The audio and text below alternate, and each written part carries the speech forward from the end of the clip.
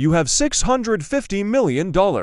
And the person making your morning tea has no idea. Your neighbor has no idea. The man at the grocery store who always nods at you has no idea. You are not hiding. You are just choosing ordinary. Every single day, on purpose. And while the whole world is out there performing wealth, posting it, wearing it, parking it outside restaurants, you became it quietly, completely, without anyone noticing. And the strangest part? You found out on a Tuesday. No party, no phone call, just a plain email in your inbox while you were standing in a hardware store, trying to figure out which drain cleaner works on PVC pipes. But let's go back to where it actually started, because it didn't start with a big idea. It didn't start with a mentor or a mastermind group or a moment of divine inspiration. It started with a broken vending machine. You were walking through a hospital corridor on a regular afternoon, tired, thinking about nothing important, and you noticed the vending machine in the corner was empty. The one next to it was jammed, and instead of walking past like every other person did, you stopped. You looked at it differently. One simple question entered your mind. Who actually owns this thing?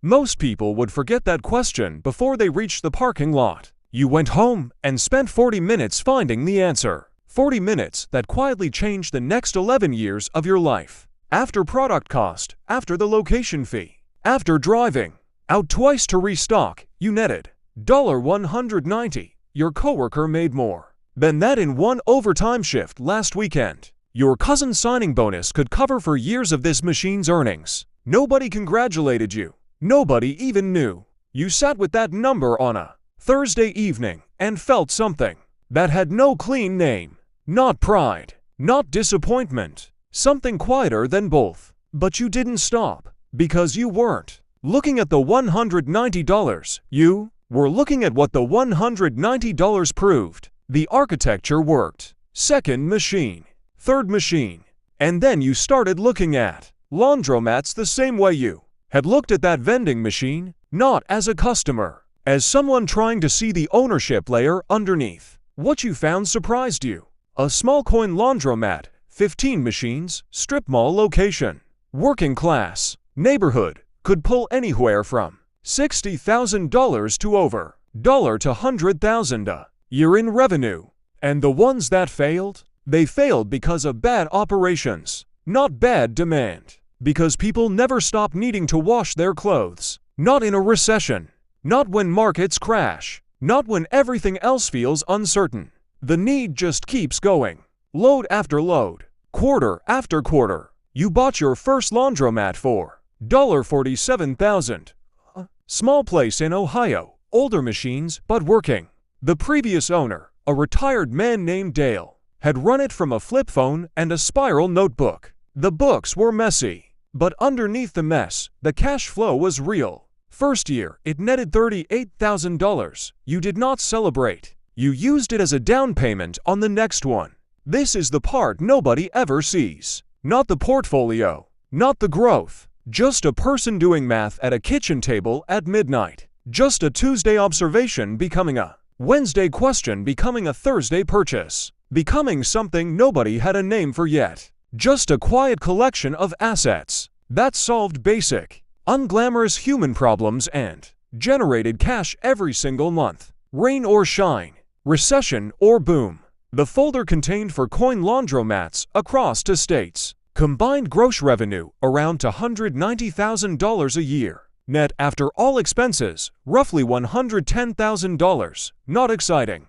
Not podcast worthy. But it arrived every month like clockwork. 2 municipal parking lots bought through county tax auctions on Tuesday. Mornings in government buildings where almost nobody else bothered to show up. Together generating just over $58,000 net annually. 3 highway billboards in Tennessee and Kentucky. You didn't own the ads. You owned the land underneath them. Advertising companies paid you ground rent on long-term contracts. Some months you forgot you owned them entirely. And then there was the commercial cleaning company, bought from a retiring owner named Frank, who had built it over 31 years. 12 contracted clients. Annual revenue just over $1.1 million.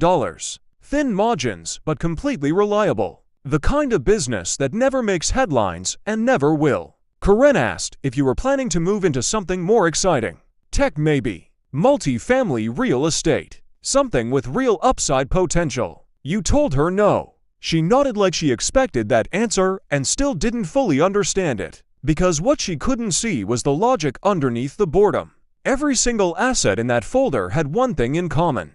It served a need that never goes away. People park their cars. People wash their clothes. Buildings get dirty every single day. Drivers on a highway see whatever is on that billboard, whether they want to or not. There is no app coming to disrupt a parking lot. There is no startup that will out-innovate a coin laundromat. And that was exactly the point. And that small quiet dismissal, that moment of being underestimated, was worth more to you than anything else that happened that evening. Because the moment someone underestimates you, they stop watching you. And the moment they stop watching you, you can do absolutely anything you want. The ordinary life is not modesty. It is armor. And you wear it every single day on purpose. The Honda is not a statement. It is a tool. It starts every morning. It handles highway miles without complaint. It attracts zero attention in any parking lot in any city in America. Every dollar not going toward a car payment is going somewhere that compounds. The math is not complicated. It is just unpopular. Your house is paid off. Your neighbors think you are a small business owner who does okay. They are not wrong. They are just missing several zeros. You do not correct them. Your closest friend is a man named Marcus. He was at your mother's funeral. He calls on random Wednesdays just to check in. No agenda, just calling. 3 months ago, he called about his food truck business. Real following, good food. A brick-and-mortar location he had been eyeing near downtown. The numbers made sense. He needed $85,000. You could have sent it before the call ended. Sitting in your car in a laundromat parking lot. From your phone, without feeling it even slightly. 11 days of passive income from your portfolio. Not a sacrifice. Not even a real decision financially. But you didn't send it. You sat with the phone against your ear, and you listened. And you felt the full weight of knowing exactly what you could do and choosing not to do it. That feeling has no clean name. It is not guilt. It is not selfishness. It is the specific loneliness of understanding a situation more clearly than the person you love who is living inside it. You asked about the lease terms, the escalation clauses. What happens in month 18 if foot traffic is 30% below projection? He did not know the answers. Not because he wasn't smart. Because nobody had ever asked those questions with him before. For Saturdays later, Marcus had renegotiated to vendor contracts, found an SBA loan he qualified for, and restructured his timeline in a way that required no outside money at all. He signed the lease 6 weeks later. He called you the night he got the keys. He said he could not have done it without you. You did not tell him what you could have written the check for. You will probably never tell him. That is not modesty. That is just an understanding of what the story needed to be. His story, built by his decisions, owned completely by him in a way no check from you could have made possible. The email arrived on a Thursday morning at 7:12. You were in the plumbing aisle of a hardware store, holding a bottle of drain cleaner, trying to remember what kind of pipe was under the utility sink in your Ohio laundromat. Subject line, Q2, portfolio summary final, from Karen. You almost put the phone back in your pocket, but something in the number at the top of the preview made you stop. You put the drain cleaner back on the shelf. You opened the email. You read the summary line twice, slowly, the way you read something when you are not sure you are reading it correctly. Total verified net worth, including all real property, business equity, liquid holdings, and portfolio assets, $650 million.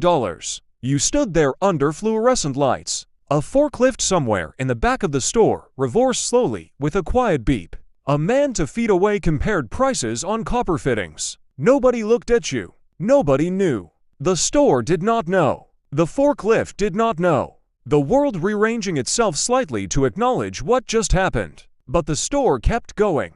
The forklift kept beeping.